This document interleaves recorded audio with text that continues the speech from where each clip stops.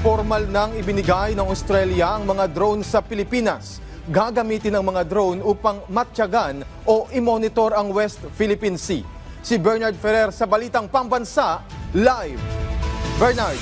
Ngayon, formal ng tinanggap ng Philippine Coast Guard ang 20 unit ng Unmanned Aerial System o UAS mula sa pamahalaan ng Australia sa isang seremonya na ginanap ngayong araw dito sa Mariveles, Bataan. Dumalo sa aktibidad si PCG Commandant Admiral Ronnie Hill Gavan at Australian Ambassador to the Philippines Hai Yong Yu.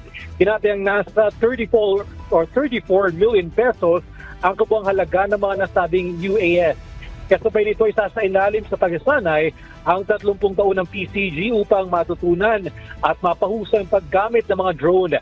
Gagamitin mga ito para sa maritime security, pagmamatiyag sa kalagayan ng karagatan at mga search and rescue operation lalo na sa high-density populated areas.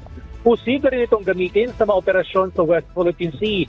Ayon kay Admiral Gavan, balak pa nilang bumili ng mas maraming drone upang mas mapalakas ang kanilang operasyon at kakayahan. Samantala, patuloy na binabantayan ng PCG ang presensya naman ng isang Chinese research vessel sa Batanes. Balik siyo, Alan.